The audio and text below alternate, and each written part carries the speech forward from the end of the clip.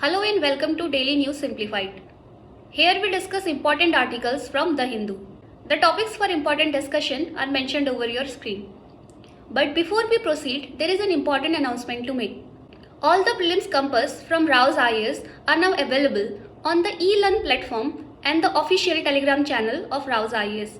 So now let's proceed our session. Our first topic of discussion is based on this particular news article which appeared on the page number 10 of The Hindu. So this article is about issues in Nagaland's municipal elections. So the context is that Nagaland has recently repealed the Nagaland Municipal Act of 2001, and this has led to the cancellation of elections to Nagaland's urban local bodies. The state is caught between the Supreme Court and community-based organizations. The Supreme Court of India had asked the state to conduct elections for its urban local bodies. However, the traditional community-based organizations in the state have opposed 33% reservation of seats to women in local body elections. Now, this issue of Nagaland in particular and the issue of women's limited participation in politics is important under the GS paper 2. As far as the mapping of syllabus is concerned, the issue of women's participation in politics is important under Parliament and state legislatures, structure, functioning, conduct of business, powers, privileges and issues arising out of these. This is also important under the devolution of powers and finances up to the local levels and challenges therein. The issue of reservation to women in politics is also important under social justice, that is welfare schemes for vulnerable sections of population by the center and states. And in general, this is also important under women empowerment.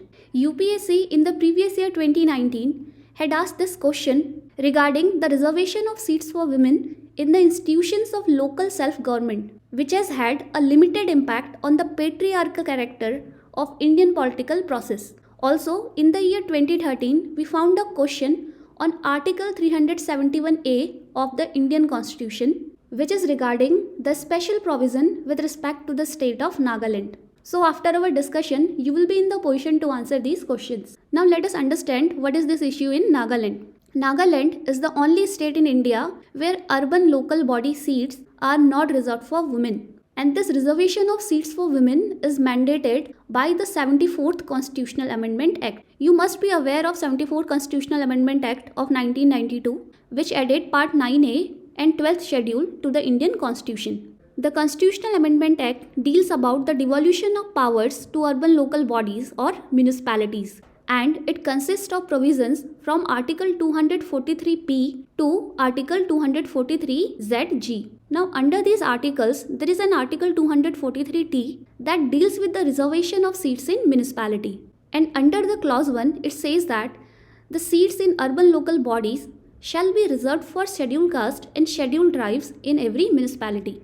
And also, 1/3, that is 33% of the total seats reserved for SCs and STs would be reserved for women. And also, 1/3 of the total number of seats to be filled by direct election in every municipality shall be reserved for women. So what's happening in Nagaland is that the traditional tribal and urban organizations in the state are opposing this 33% reservation of seats for women, as they believe that the reservation of seats for women would violate special provision granted by Article 371A to the state.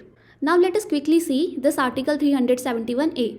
The Constitution of India under Articles 371 to 371J contains special provisions for 12 states. These states are mentioned here. And what is the aim of these special provisions? This is to meet the aspirations of people in the backward regions of the state, to protect cultural and economic interest of tribal people, to deal with the disturbed law and order condition in some parts of these states, and to protect the local people of these states. Now, under this article, there is an Article 371A which guarantees a special provision with respect to the state of Nagaland. So under this article, the acts of parliaments which are relating to the following matters would not apply to Nagaland unless the state legislative assembly of the state decides. So these matters are related to the religious or social practices of Nagas, Naga customary law and procedure, administration of civil and criminal justice involving decisions according to Naga customary law, ownership and transfer of land and its resources. So let us understand the current scenario in Nagaland. Under the pressure from the Supreme Court, the state government of Nagaland notified that the polls to the urban local bodies would take place on May 16, 2023. However, the tribal bodies and civil society organizations threatened to boycott the polls until the Municipal Act of 2001, which guaranteed 33% reservation to women in lines with the 74th Constitutional Amendment Act, was reviewed so that it does not infringe upon Article 371A. And eventually, the state government of Nagaland repealed this Municipal Act of 2001, citing that the people cannot be compelled to participate in elections. Now, what are the demands of these traditional bodies? They want an assurance that this reservation provision for women would not violate the provisions of Article 371A. And they have also asked that the duration of reservation should be capped at 2 tenures and the post of chairperson should not be reserved for women.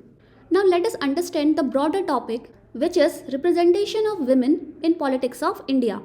In India, women's participation in politics is low as compared to men. There is a huge gap between men and women in political activities beyond voting. The participation of women at higher level, that is in the upper legislative bodies, is comparatively low to the participation of women at the lower level of governance structure like Panchayati Raj institutions. So as per the latest data by Inter-Parliamentary Union, in the 17th Lok Sabha, women are 14% of the total members of parliament. And this fact is shocking that after the 2019 Lok Sabha elections, India was lauded that now India has the highest number of women MPs in Lok Sabha, but which was mere 14%, and it is much below the global average of 24%. And this lower participation rate of women can also be seen from this fact that in the year 1950, women had 5% of parliamentary representation. And now after 69 years, in 2019, this is mere 14%. After 69 years, there has been a mere 9% increase. So as of year 2022, India ranks 144 out of 193 countries in the representation of women in parliament. And here, India lags behind Pakistan, Bangladesh and even Nepal. And the lower women's participation can also seen from the latest report of Election Commission of India, which says that as of October 2021, women represented 10.5% of all members of parliament. Just remember, 14% was the representation in Lok Sabha, and this is about all members of parliament. And also in state assemblies, female MLAs representation stands at an average of 9%. Now let us understand what are the reasons of such low political participation of women in India. The primary reason is domestic responsibilities of women. These domestic responsibilities do not give them enough time or scope to venture in political activities. Another factor is patriarchal attitude regarding the roles of women in society. So the patriarchal attitude in the Indian societies regarding gender roles have hard time accepting women as leaders in India. The presence of panchayat patis in village panchayat is an example of this attitude. Another factor is lack of financial empowerment. As various reports in India have cited that women labor participation is very low and women have lower ownership of physical assets like land. And as we all know that access to financial empowerment plays a key role in political participation in India. So in this background, lack of financial empowerment makes women politically disempowered. Another factor is criminalization of politics. So there is a growing phenomena of criminalization of politics, and this acts as a deterrent to women to enter political space, as women lack influence and experience to enter political arena. Also, there are various institutional barriers like reluctance of major political parties to give tickets to women candidates. And also, in some states, in the local level elections, there is a minimum education qualification to contest in elections. But women, due to their lower literacy rate, can feel disempowered and cornered because of lack of minimum education qualification. Now, as we have discussed the challenges, now let us discuss what are the measures to improve women participation in politics. So the first way is to provide reservation to women at all levels. The first way is to ensure At least 50% reservation to women in local bodies, state legislative assemblies, parliament, ministerial levels, and all decision making bodies of the government. That is to ensure them reservation at all levels. There has been a long pending demand to ensure reservation to women in parliament and state legislative assemblies. Another way could be decriminalization of politics, as this will encourage women to enter the political sphere. To level out the financial impediments the women candidates are facing, there could be a provision of state funding of elections or subsidizing election expenditure to encourage women participation in politics. Also, there is a need of gender sensitization of political parties to ensure equal participation and decision making power to both men and women within the political parties and governance structures.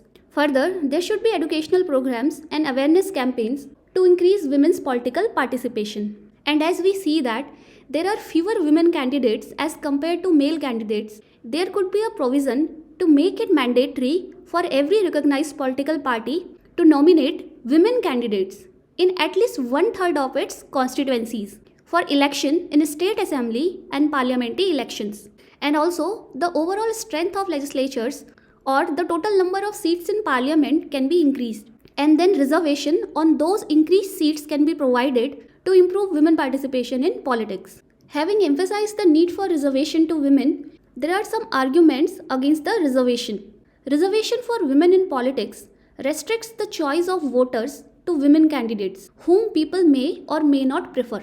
And there is also an argument that in India, already 131 out of the 453 seats in Lok Sabha are already reserved for scheduled caste and scheduled tribes. Upon that, an additional 33% reservation to women will be a disproportionate representation of people's wishes, as it would restrict their choice of voting. Another fact is that it may reinforce gender stereotypes. The reservation of seats to women reinforces the stereotype that women need reservation in order to make their presence in politics or contest elections. Further, this reservation issue may divert the attention from the larger structural issues like electoral reforms, decriminalization of politics, and restoring inner party democracy. And there is another important issue that policy of reservation to women in any particular constituency for one term or the rotation of reserved seats can hinder the leadership qualities among women and may reduce the incentive for her to develop her constituency. This is because maybe in the next term without reservation, she may not be able to get re-elected from the same constituency.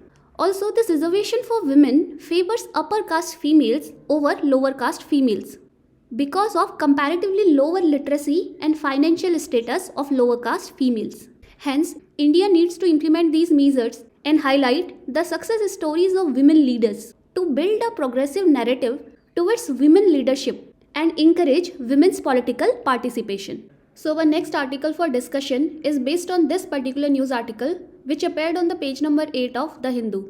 The context of this article is that recently many activists, journalists, academics and students have been targeted by the state and non-state actors.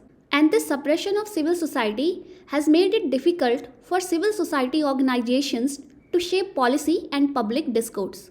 Now in this article, we will discuss what are civil society organizations, what is the role played by civil society organizations, the challenges faced by them, and what is the possible way forward. Now this article is important under GS paper 2. The role of NGOs, self-help groups, various groups and associations in the development processes.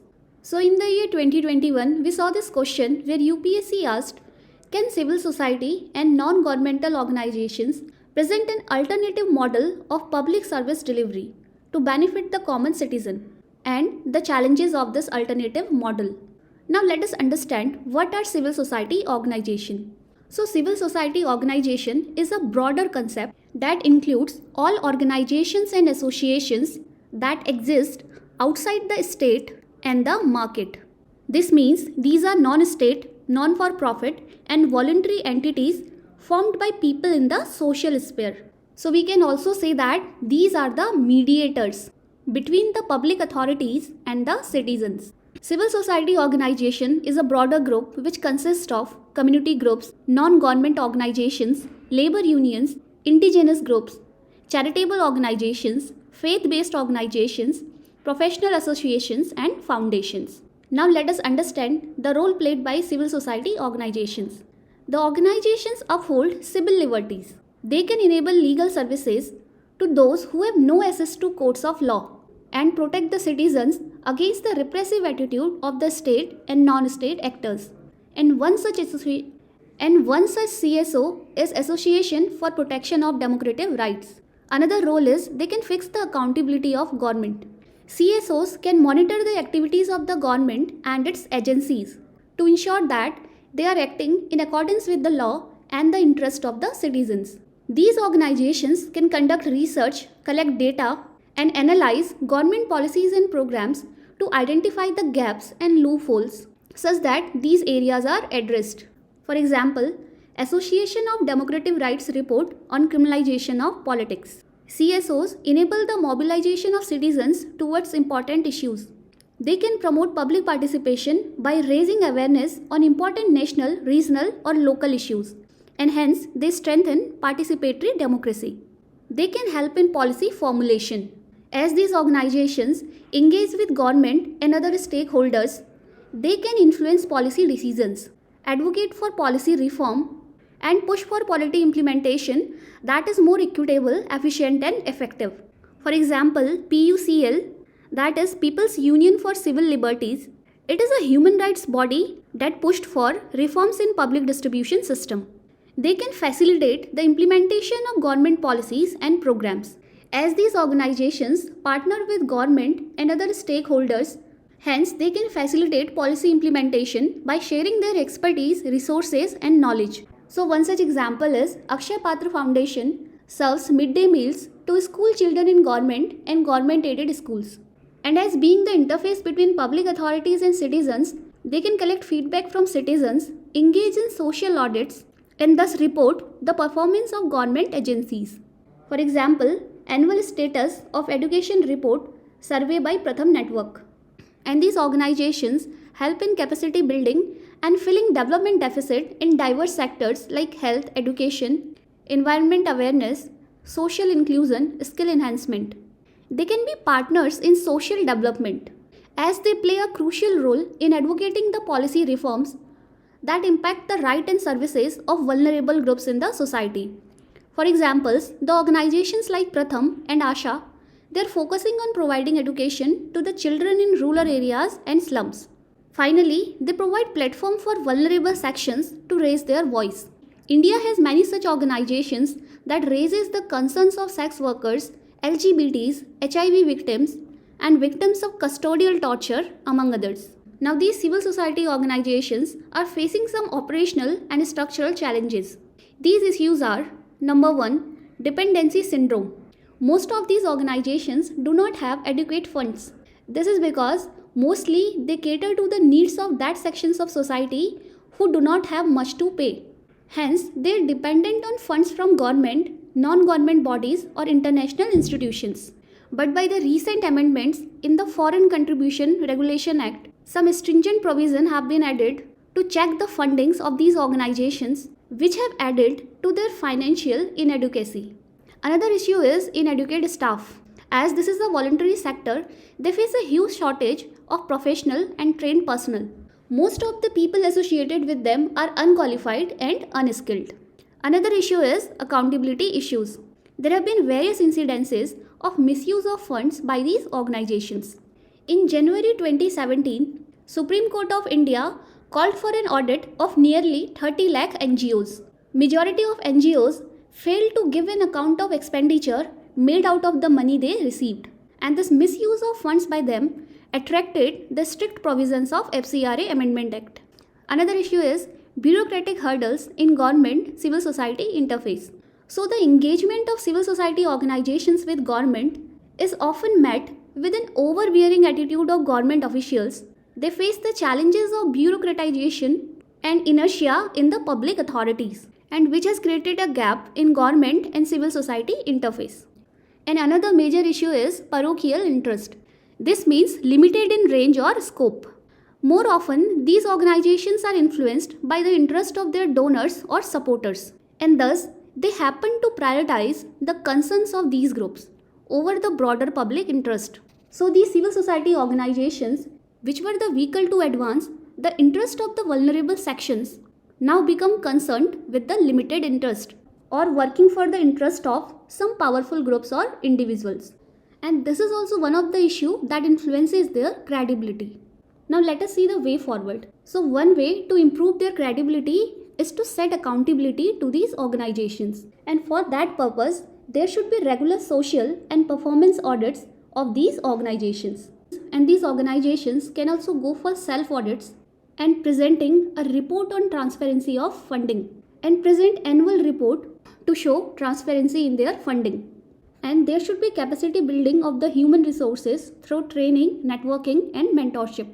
The organizations should explore a range of funding sources such as grants, donations, crowdfunding and social impact investing to diversify their revenue streams. They should also build strong partnerships with other organizations, businesses or government agencies. And further, they should increase civic engagement with India's diverse communities. And in this way, they can work for a wider section of Indian population and can promote greater citizen involvement in decision-making processes and strengthen participatory democracy. So the final topic for today is based on this news article which appeared on the page number 12 of The Hindu. Now the context of the article is that following the sustained protest by the workers of Mahatma Gandhi National Rural Employment Guarantee Scheme, the Union government has extended the deadline for the mandatory use of Aadhaar-based payment system till June 30. So in this article, we will be discussing the recent issue, the features of this scheme, the challenges in this scheme and the way forward.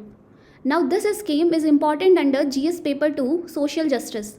Under the heading Welfare Schemes for Vulnerable Sections of the Population by the Centre and States and the performance of these schemes. So earlier, the Ministry of Rural Development had asked the state governments to make wage payment to the Manrega workers through Aadhaar-based payment system mandatory from 1st February 2023. But then the deadline was extended to March now, which has been further extended to June 2023. Now until recently, the Manrega wage payments are made through two modes. The first mode is account based and this involves an ordinary bank transfer. That is, the money is credited in a bank account based on worker's name, bank name and his account number. Now another type of mode is Aadhaar based payment system which the government seeks to make mandatory. Now under the Aadhaar based payment system, Aadhaar card is treated as a financial address. The job card of the worker and his bank account is linked with his Aadhaar card. And then this account must also be connected to National Payment Corporation of India MAPR. The process is known as mapping. But there are protests regarding this Aadhaar based payment system. The issue is that this process of linking and mapping a bank account is cumbersome for these workers as it includes necessary paperwork. And this process involves know your customer requirements, biometric or demographic authentication of the workers and resolving inconsistencies between Aadhaar database and bank accounts. Now this entire process of seeding and mapping a bank account, this acts as a hindrance for Aadhaar based payments of Narega wages. This is because the beneficiaries or the workers are yet to complete relevant formalities or they lack the necessary paperwork. Either they don't have a bank account or there is an issue with their Aadhaar details regarding biometric or some other authentication.